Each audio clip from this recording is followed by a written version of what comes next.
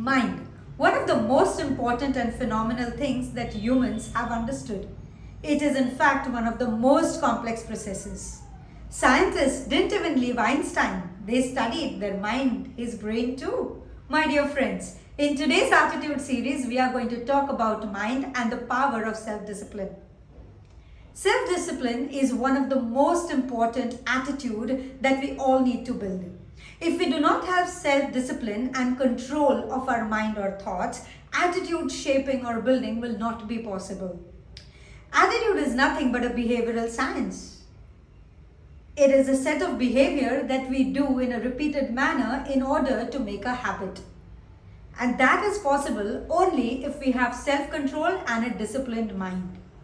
A psychologist once said, "A person who has mastered his mind, has controlled his thoughts, is the queen or the king of the entire episode." Dear friends, it's very important for us to have a limit for ourselves, our thoughts, our actions, and to keep checkpoints every now and then. You must have heard about a technique called as diary writing.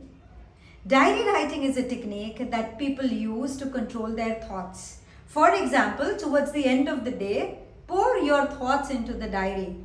Reflect, reread, and then allow yourself to control your thoughts, to correct your behavior, to correct your actions. A similar pattern is used in reflective diary writing. Reflective diary writing is when I write a point in the diary, for example, "I did not behave good today."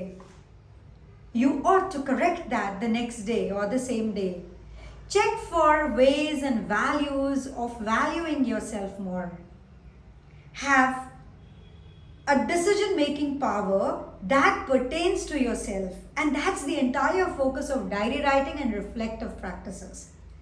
To make yourself better, to make yourself more disciplined. The second way is avoid procrastination.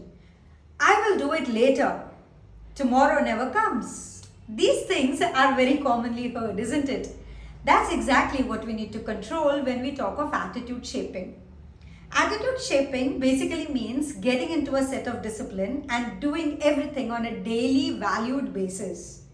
So, how to overcome this habit of procrastination? One very common technique that is used by people is create a timetable of your own. Once you have a timetable, adhere to it, try to follow it. Second, make sure that you have certain reminders or checklist on your desk or your board or your work area or your study area. Have the checklist and keep targets for the day. That will help you avoid procrastination. Third technique. Use your Google calendars, online apps to constantly help you remind certain agendas of the day. The fourth technique that can be used is tell yourself in a specific manner that you ought to complete it on that day. If you remember certain techniques that were used by the oldies are, tying a knot in their dupattas or saris, or tying a knot in a hair, or putting a rubber band on your finger so that you remember what you ought to do. So these are simple reminders that people earlier used. Do we really need them now in this digital age? That's a question that you need to answer. Dear friends, the third thing that we need to do to discipline our mind is have your own philosophy and try to follow that. Have a set of values. As a person, I have certain set of values which I would not compromise. I'm sure you all have your set of values which you would not like to compromise. Now, adhere to it, stick to it, build your persona based on the values that you have. Let people judge, it's up to them. Next thing that you need to do to have self-discipline is keep your mind clean. Even our phone memories and online things, it needs a clearing up, doesn't it? Then why can't we have a process of catharsis or clearing up every day or at least once a week? Have some rejuvenating time and cleaning up time for yourself. When I say cleaning up, I mean cleanse your thoughts, cleanse your mind, cleanse your body, cleanse your action, cleanse your relationship, cleanse everything that you have so that you don't get disturbed. So, to have a great attitude, what you need in this context is good relationship. If you want to be a self-disciplined, focused, Non-destructive person, you need to have good relationship with a number of people. If you do not set in some relationship, try to avoid those people or continue in a particular set of behavior.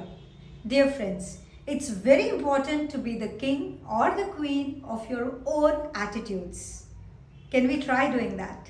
Follow these steps discussed in the present video. Cheers.